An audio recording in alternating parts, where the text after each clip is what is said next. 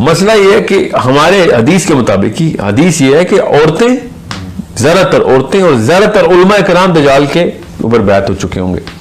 اس یہ ہے کہ دجال کے فالوورز میں سے بیشتر جو ہوں گے وہ عورتیں اور علماء کرام ہوں گے. جاہلوں کو تو نہیں چھوڑنے والا دجال. اور یہ میں بہت ڈرانے والی حدیث سنا رہا ہوں, یہ مستند حدیث ہے کہ دجال کے اوپر میری امت کی عورتیں اور علماء کرام کثیر تعداد میں بیعت کریں گے, کثرت ہوگی. رسول اللہ صلی اللہ علیہ وآلہ وسلم کا ارشاد پاک ہے, من کذب علی متعمدا فلیتبوأ مقعدہ من النار, جس نے جان بوجھ کے میرے اوپر جھوٹ باندھا پس وہ اپنا ٹھکانہ جہنم میں بنا لے, اپنا ٹھکانہ جہنم میں تلاش کرے. صحیح بخاری میں 110 نمبر اور صحیح مسلم میں 4 نمبر یہ حدیث متفق علیہ, اور یہ خبر متواتر ہے. رسول اللہ صلی اللہ علیہ وآلہ وسلم نے اس حدیث میں شدید وعید بیان کی ہے ان لوگوں کے لیے جو رسول اللہ صلی اللہ علیہ وآلہ وسلم کی ذات اقدس کی طرف جھوٹ منسوب کرتے ہیں, آپ علیہ الصلوۃ والسلام پر جھوٹ باندھتے ہیں. ایک طبقہ اس وقت سوشل میڈیا پہ موجود ہے جن کا دن رات کا کام یہ ہے کہ کسی طریقے سے عوام کو علماء سے بدظن کر کے, علماء کی نفرت دلا کے علماء کی جگہ خود لے لی جائے اور دنیا کا منصب بھی سنبھال لیا جائے اور دین کا جو منصب ہے وہ بھی سنبھال لیا جائے. اب وہ ایڑی چوٹی کا زور لگاتے ہیں کہ کسی طریقے سے عوام کو علماء سے بدظن اور متنفر کیا جائے. ایک نام نہاد موٹیویشنل اسپیکر جس کا دن رات کا کام یہ ہے, جس کا ہر دوسرا تیسرا بیان یہ ہوتا ہے کہ علماء آپ کو یہ حدیث بیان نہیں کریں گے, علماء یہ حدیث آپ کو نہیں سنائیں گے. پتہ نہیں علماء یہ حدیث لوگوں کے سامنے کیوں بیان نہیں کرتے. اب میں اس پر بھی انشاءاللہ بات کروں گا کہ علماء حدیث کیوں بیان نہیں کرتے. اور یہ جو موٹیویشنل اسپیکر ہے اس نے یہ دعویٰ کیا ہے اور رسول اللہ صلی اللہ علیہ وسلم کی ذات اقدس پر جھوٹ باندھا ہے اور یہ کہا ہے کہ جب دجال آئے گا تو حدیث پہ موجود ہے کہ سب سے پہلے دجال کی سب سے زیادہ پیروی اور بیعت علماء کریں گے, علماء اور عورتیں کریں گی. اور علماء کا بالخصوص اس نے نام لیا کہ دجال کی سب سے زیادہ پیروی اور اس کی بیعت جو ہے وہ علماء کریں گے. ذخیرہ حدیث میں سے کوئی ایسی صحیح سند کے ساتھ حدیث موجود نہیں ہے. یہ موٹیویشنل اسپیکر نے رسول اللہ صلی اللہ علیہ وسلم کی ذات اقدس پر جھوٹ باندھا ہے اور یہ جھوٹ باندھا ہے عوام کو, سیدھے سادے مسلمانوں کو علماء سے متنفر کرنے کے لیے اور علماء سے بدظن کرنے کے لیے. ایک تو نبی کریم علیہ الصلوۃ والسلام کی یہ حدیث وعید بیان کرتی ہے کہ جس نے رسول اللہ صلی اللہ علیہ وآلہ وسلم پر جھوٹ باندھا وہ اپنا ٹھکانہ جہنم میں بنا لے. اور صحیح مسلم میں حدیث نمبر 16 ہے, نبی کریم علیہ الصلوۃ والسلام نے فرمایا یکون فی آخر الزمان دجالون کذابون یأتونکم من الاحادیث, آخر زمانے میں ایسے دجال کذاب لوگ آئیں گے جو تمہارے سامنے ایسی احادیث بیان کریں گے بما لم تسمعوا انتم ولا آباؤکم, وہ احادیث تم نے اور تمہارے آباء و اجداد نے سنی تک نہیں ہوں گی. جب ایسے لوگ آئیں جو تمہارے سامنے ایسی احادیث بیان کریں جو تم نے اور تمہارے آباء و اجداد نے سنی تک نہیں ہوگی, تو فرمایا ایاکم و ایاہم, ان سے بچ کے رہو, ان سے دور رہو, ان سے الگ رہو. لا یضلونکم ولا یفتنونکم, کہیں وہ تمہیں گمراہ نہ کر دیں, کہیں وہ تمہیں فتنے میں مبتلا نہ کر دیں. یہ ہیں وہ لوگ جن کے بارے میں رسول اللہ صلی اللہ علیہ وآلہ وسلم نے پہلے سے خبر دے دی کہ ایسے لوگ آئیں گے, جھوٹی حدیثیں بنا بنا کے میری طرف منسوب کریں گے. اور اس کا واضح مطلب یہ ہے کہ یا تو احادیث ایسی جھوٹی بنا کے پیش کریں گے, بیان کریں گے, یا یہ کہ احادیث بیان کر کے اس میں تعریف معنوی کا ارتکاب کریں گے. تو دونوں مجرم ہیں. اب رسول اللہ صلی اللہ علیہ وسلم کی ذات اقدس کی طرف حدیث منسوب کر دی اس موٹیویشنل اسپیکر نے کہ علماء جو ہیں وہ دجال کے سب سے زیادہ پیروکار بنیں گے اور سب سے زیادہ دجال کی بیعت کریں گے. تو اب یہ حدیث دنیا کائنات کے کسی ذخیرہ حدیث کے اندر موجود نہیں ہے. پھر اسی موٹیویشنل اسپیکر نے ایک پوڈ کاسٹ کے دوران ایک اور روایت بیان کی اور کہا کہ یہ حدیث پتہ نہیں علماء کیوں بیان نہیں کرتے کہ دجال جو وہ پھدک کے آسمان کی طرف جا رہا ہے, زمین سے باؤنس ہو رہا ہے اور اس کو ویڈیو میں جکڑا ہوا ہے اور پھر اس کو نیچے لا جاتا ہے اور باؤنس ہو کے وہ آسمان کی طرف جا رہا ہے زنجیروں سے. اور حدیث وہ والی پتہ نہیں کیوں نہیں بتائی جاتی جو کہ صحیح حدیث ہے, زیادہ صحیح ہوئے حدیث ہے کہ دجال خالی باندھا نہیں ہوا, وہ پھدک کے آسمان پہ جا رہا ہے اور کوئی فورس ایسی ہے جو اس کو واپس زمین پہ کھینچتی ہے, باؤنس ہو رہا ہے, آسمان میں لگ رہا ہے, پھر واپس آ رہا ہے. صحیح حدیث ہے جی جی بالکل بالکل بالکل 100% مستند حدیث ہے, ہر طریقے سے متفق علیہ ہے. حالانکہ یہ حدیث کی ایک اصطلاح ہے متفق علیہ. متفقن علیہ یعنی جس پر اتفاق کیا گیا ہے، اور یہ اصطلاح وہاں استعمال کی جاتی ہے جہاں جس حدیث پر امام بخاری اور امام مسلم دونوں متفق ہوں، یعنی دونوں نے اتفاق کر لیا ہو، بخاری مسلم میں حدیث آئی ہو، اس کو کہتے ہیں متفقن علیہ۔ یہ علماء کی جگہ لینا چاہتے ہیں، اور پھر علماء سے متنفر اور بدظن کرنے کے پیچھے جو ان کے سازش اور پلاننگ ہے وہ بھی یہی ہے کہ تاکہ ہم عوام کو علماء سے بدظن کریں، متنفر کریں، دور کریں، اور ان کی جگہ ہم خود لے لیں، اور پھر یہ دعویٰ کریں گے کہ علماء پتہ نہیں یہ حدیث کیوں نہیں بیان کرتے۔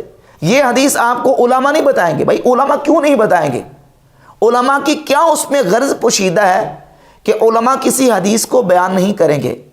اگر کوئی عالم کسی حدیث کو بیان نہیں کرتا تو دیکھیں حدیث دین ہے، یہ علم ہے، اور علم کی بات، دین کی بات، اس کے بیان کرنے کے ہمارے دین نے تقاضے رکھے ہیں۔ جو دین کا عالم ہے، باقاعدہ دین کو جس نے پڑھا ہے، دین کے تقاضوں کو سمجھتا ہے، تو وہ یہ بات بھی جانتا ہے کہ دین کی منشا اور مراد کیا ہے، دین کی کون سی بات کہاں کرنی ہے اور کہاں نہیں کرنی۔ اسی لیے امام بخاری رحمۃ اللہ علیہ نے صحیح بخاری میں حدیث نمبر 126 کے اوپر اور 127 کے اوپر 127 کے اوپر یہ عنوان قائم کیا ہے، باب من خص بالعلم قوما دون قوم کراہیت اللہ یفہموا۔ علم دینے کے لیے ایک قوم کو خاص کر لینا دوسری قوم کو چھوڑ کر، کہ ایک قوم کو علم دینا ہے اور دوسری قوم کو علم کی بات، یہ علم کی بات نہیں بتانی، کراہیت اللہ یفہموا، اس بات کو ناپسند کرتے ہوئے کہ وہ اس کو سمجھ نہیں سکیں گے، وہ اس کی مراد تک، منشا تک نہیں جا سکیں گے، لہذا یہ بات ان کے سامنے بیان نہیں کرنی۔ اور اس کے تحت امام بخاری رحمۃ اللہ علیہ مولا علی رضی اللہ تعالیٰ عنہ کا فرمان لے کے حدیث نمبر 127 صحیح بخاری کی، حدث الناس بما یعرفون، مولا علی فرماتے ہیں لوگوں کے سامنے وہ حدیث بیان کرو جس کو وہ سمجھ سکتے ہیں، بما یعرفون اے یفہمون۔ فتح الباری میں امام ابن حجر اسقلانی نے اس کا ترجمہ کیا اے یفہمون، یعنی تم لوگوں کے سامنے وہ حدیث بیان کرو جس کو وہ سمجھ سکتے ہیں۔ اتحبون ان یکذب اللہ ورسولہ، کیا تم یہ چاہتے ہو کہ اللہ اور اس کے رسول کو جھٹلایا جائے؟ لوگ اللہ اور اس کے رسول کو جھٹلانا شروع کر دیں، تم یہ چاہتے ہو؟ لہذا ایسی حدیثیں لوگوں کے سامنے بیان نہ کرو جس کو وہ سمجھ نہیں سکتے۔ اور پھر 129 نمبر حدیث امام بخاری لے کے رسول اللہ صلی اللہ علیہ وآلہ وسلم نے سیدنا معاذ بن جبل رضی اللہ تعالیٰ عنہ کو ایک حدیث بیان کی، تو انہوں نے عرض کی حضور میں لوگوں کو جا کے اس کی خوشخبری سنا دوں، الا ابشر الناس، کیا میں لوگوں کو اس کی خوشخبری سنا دوں؟ تو نبی پاک صلی اللہ علیہ وآلہ وسلم نے فرمایا لا انی اخاف ان یتکلوا، یہ حدیث تم نے لوگوں کے سامنے بیان نہیں کرنی، مجھے ڈر ہے کہ وہ اسی پر بھروسہ کر کے بیٹھ جائیں گے۔ تو نبی کریم علیہ الصلوۃ والسلام نے اپنے ایک صحابی کو حدیث بیان کرنے کے بعد کہا کہ تم نے یہ حدیث عوام کے سامنے، لوگوں کے سامنے بیان نہیں کرنی۔ تو یہ تو دین کا تقاضا کہ ہر بات ہر بندے کے سامنے بیان نہیں کرنی۔ کلم الناس علی قدر عقولہم، لوگوں کی عقلوں کے مطابق ان کے ساتھ بات کرو، انزل الناس علی قدر منازلہم، لوگوں کو ان کے مرتبے کے مطابق رکھو۔ اور صحیح بخاری میں حدیث نمبر 126 کے اوپر امام بخاری نے باب قائم کیا ہے، باب من ترک بعد الاختیار مخافۃ ان یقصر فہم بعض الناس عنہ فیقع فی اشد منہ، بعض اس بات کے بیان میں کہ بعض چیزوں کو، اختیاری چیزوں کو ترک کر دینا اس ڈر کی وجہ سے کہ بعض لوگوں کی فہم اور سمجھ اس تک نہیں پہنچ سکے گی، پس وہ اس سے بڑی چیز میں واقع ہو جائیں گے۔ اور صحیح مسلم کے اندر امام مسلم رحمۃ اللہ علیہ سیدنا عبداللہ ابن مسعود رضی اللہ تعالیٰ کا قول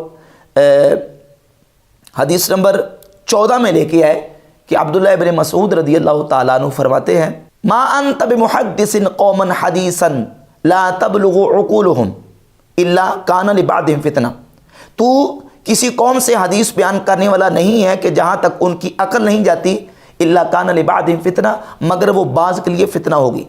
یعنی جب ان کی عقل وہاں تک نہیں جائے گی، وہ اس کو سمجھ نہیں سکیں گے، اس کی منشا اور مراد تک نہیں پہنچ سکیں گے، تو پھر وہ حدیث ان کے لیے فتنہ بن جائے گی۔ تو یہ تو دین کا تقاضا اور دین کی منشا ہے کہ ہر حدیث اور ہر بیان عوام کے سامنے، لوگوں کے سامنے بیان نہیں کرنا۔ جو دین کا عالم ہے، وہ دین کو جاننے والا یہ بھی سمجھتا ہے کہ دین کا تقاضا کیا ہے اور دین کی بات کہاں کرنی ہے اور کہاں نہیں کرنی۔ اور یہ ہر دوسری تیسری گفتگو میں یہ کہے گا موٹیویشنل اسپیکر کہ علماء پتہ نہیں یہ حدیث کیوں نہیں بیان کرتے۔ اور پھر ایک پوڈ کاسٹ کے دوران اس نے امت مسلمہ کے حوالے سے ایک بہت بڑی خطرناک سٹیٹمنٹ دی، اور یہ کہا کہ رسول اللہ صلی اللہ علیہ وآلہ وسلم نے اس امت کو 1 ارب 70 کروڑ تک پہنچایا، اور اس امت کی بعض نسلوں نے اس امت کو پھر دوبارہ صفر پہ کھڑا کر دیا. یہ اس لیے میں آپ کو بتا رہا ہوں، نبی علیہ السلام نے 0 سے اسلام 1 ارب 70 کروڑ کیا، اور ہماری کچھ نسلوں نے 1 ارب 70 کروڑ سے اسلام 0 پہ کر دیا. تو اسلام کو اگر ریسیٹ کر دیا آپ نے تو ٹھیک ہے، میں لیٹس اسٹارٹ ود دوبارہ صفر پہ لے آئے. اور اس وقت تو کہتا کہ کوئی مومن ہی نہیں ہے. جب جاہلیہ کا پورا دور ہے تو اکیلے کی ویلیو اربوں کی ویلیو جتنی ہوتی ہے. اگر سارے ہی مومنین ہوں تو پھر تو میں ایک بھی غلطی کروں گا نا تو میری بچت نہیں ہے. اس وقت کوئی مومن ہی نہیں ہے، اس وقت ہمیں وہ مثال چاہیے. ٹھیک ہے، میں ایک صحابی کی مثال دے کے نا یہ بات ذرا چھوٹی لمبی ہو جائے گی. ایک صحابی فتح مکہ کے بعد، فتح کا کیا، طائف کے فتح کے بعد دنیا میں اس وقت کوئی مومن ہی نہیں ہے، الیاذ باللہ تعالی. حالانکہ یہ امت خیر ہے. کنتم خیر امت اخرجت للناس، اس امت کو امت خیر کہا گیا، اس امت کو امت وسط کہا گیا. یہ امت جو ہے یہ آخری امت ہے، یہ افضل ترین امت ہے، اور یہ امت قیامت تک جائے گی. ہاں اس کے اندر یہ ہے کہ پہلے جو لوگ ہیں وہ خیر پر ہیں اور بعد والے خیر میں کم ہوتے جائیں گے.